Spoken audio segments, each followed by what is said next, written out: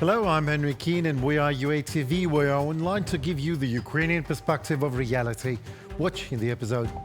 Another terror overnight for Kyiv. This is how Putin answers Trump's peace efforts.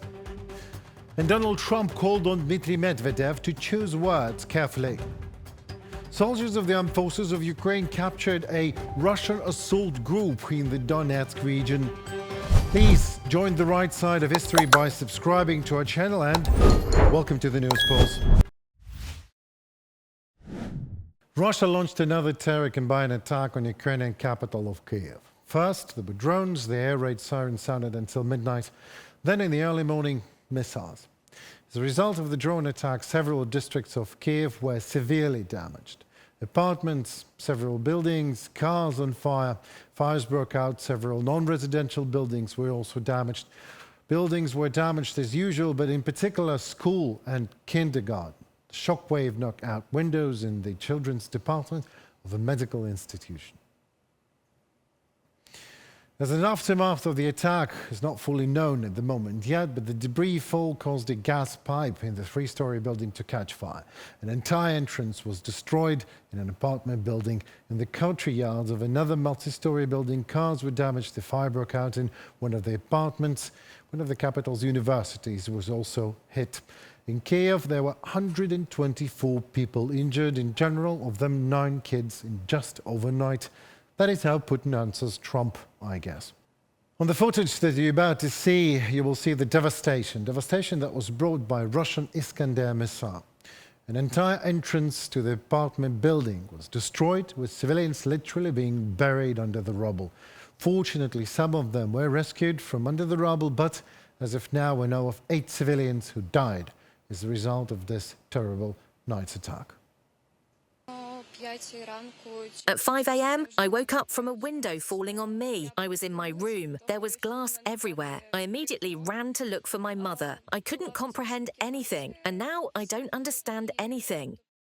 Since last night, our rescuers, firefighters, medics and all necessary services have been working at the sites of Russian missile and drone strikes. The Dnipro, Poltava, Sumy, Mykolaiv and Kyiv regions have been affected. The capital was the main target of the massive shelling. There is extensive damage to residential infrastructure. In one of the residential areas, an entire entrance to a high-rise building has been destroyed. As of now, 6 people have died, including a 6-year-old boy. My condolences to all relatives and friends. We also know about dozens of injured people, and everyone is being provided with the necessary assistance. Volodymyr Zelensky, President of Ukraine, on Telegram. And while Russians keep doing what the Russians are doing, hitting Ukrainian civilians overnight, probably is an act of terror, which is not probably, it is an act of terror, obviously. Ukrainian security forces targeted exclusively military infrastructure in Penza, Russia. On July 31st, a major defense industry facility in Penza city, Russia, came under attack. Local telegram channels report that the target was likely radio factory plant. Video footage shared on social media showed thick black smoke rising over the city, visible from multiple districts. The regional governor later confirmed there had been an attack and a fire at one of the Penza's industrial sites, but claimed there were no casualties or structural damage. Authorities also introduced temporary mobile internet restrictions, even supposedly to anti-drone defense systems. With Andriy Kovalenko, head of Ukraine's Center for Countering Disinformation, confirmed that the strike on the Penza radio factory happened and describing it as a key part of Russia's defense industrial complex. According to him, the factory produces critical communications equipment for the Russian military, including mobile command centers, automated battle management systems, radio systems, obviously, for ground forces, airborne troops and strategic missile units, upgraded command and control vehicles based on armored platforms. Also, he noted that the destruction or disruption even of this facility could seriously impact Russia's military command and control capabilities. A massive attack on Kyiv is Putin's response to Trump's deadline. This was written on the social network X by the daughter of the US President's special representative for Ukraine, Keith Kellogg. Megan Mobbs noted that Putin is thus testing America's resolve and strength. Make no mistake, this is Putin's answer to President Trump's deadline. He is testing America's resolve and strength. We must not be broken. Meaghan Mobbs, daughter of the US President's Special Representative for Ukraine, Keith Kellogg, on social media X. Russia has learned to live under sanctions, but Trump is changing the rules of the game. This is how Republican Senator Lindsey Graham responded to Putin's press secretary Peskov's statement that Russia has a certain immunity to restrictions and is ready for economic pressure. Graham noted that most representatives of both parties in Congress are ready to help President Trump introduce new duties on countries that buy oil and gas from Moscow. Russia, you are right about sanctions. You have avoided them and learned to live with them. What you obviously don't realize is that President Trump is changing the rules of the game and is going to impose tariffs on the countries that buy your oil and gas to support your war machine. Perhaps you should contact those countries soon to see if they are as casual about this as you are. Lindsey Graham, Republican Senator, on social media X. And Donald Trump called on the deputy chairman of the Security Council of the Russian Federation, Dmitry Medvedev, to watch his words. The American leader wrote about this on the social network Truth Social. He also called Medvedev an unsuccessful former president of Russia, who thinks that he still is the president. Trump emphasized that Medvedev is entering very dangerous territory.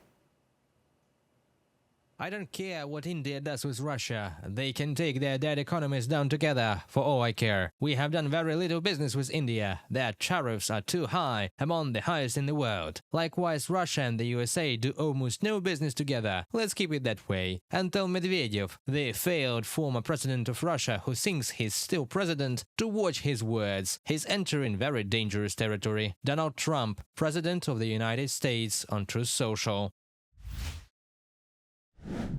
And also Donald Trump announced that he was imposing 25% tariffs on India. He wrote about this on his social network Truth Social. Again, one of the reasons is the country's trade with Russia. Trump emphasized that India buys most of its military equipment from the Russian Federation and is also the largest importer of Russian energy resources, along with China.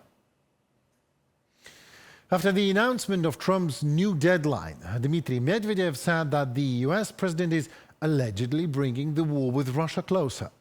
They say that every ultimatum is a threat and a step towards military action. In addition, Putin's press secretary Peskov added that the Kremlin allegedly took note of Trump's position, but will continue the war. Ukrainian forces have targeted the Kotelnikovo railway station, a key node in Russia's military logistic networks. Open source intelligence OSINT analysts observed multiple fire signatures in the area confirmed by NASA satellite imagery. The strike is part of Ukraine's broader campaign to dismantle critical railway infrastructure along the Volgograd-Kotelnikovo line, routes frequently used by the Russian military-industrial complex and for transporting supplies to the front. This operation reflects a shift in the armed forces of Ukraine's strategy.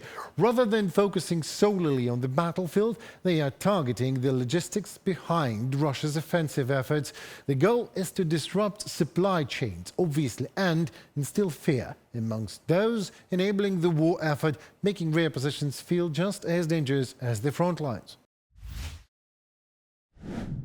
There is a high probability that the military actions in Ukraine will cease already in the nearest future. This was stated by the Prime Minister of Poland, Donald Tusk, during a speech at the Air Force Institute of Technology in Warsaw.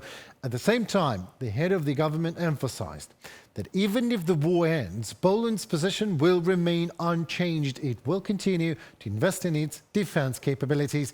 Tusk advised the whole of Europe to do the same. There is a good chance. There are many signs that indicate that the Russian-Ukrainian war can at least be suspended in the near future. But this does not change our situation in any way. Poland must be prepared for defense, regardless of the events on the Russian-Ukrainian front. We cannot lose an hour or a day in this race for a modern army. Russian occupiers have left at least 2 villages in Sumy Oblast. Military expert Ivan Stupak said this on the air of Freedom TV channel.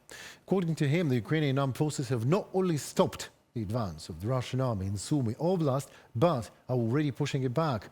The Russians are suffering huge losses. Действительно верифицировано. It has indeed been verified, and the Russians have confirmed that the Russian Federation had to withdraw from at least 2 villages in the Sumy region that had been previously captured. We understand that there is practically nothing left of them there. The Ukrainian army continues to press the Russian troops in this direction. Large losses, once again, this is confirmed by the Russian side. This is not because we are wearing rose-colored glasses and are talking about this in a marathon mode. No, the Russians confirm a large number of losses themselves.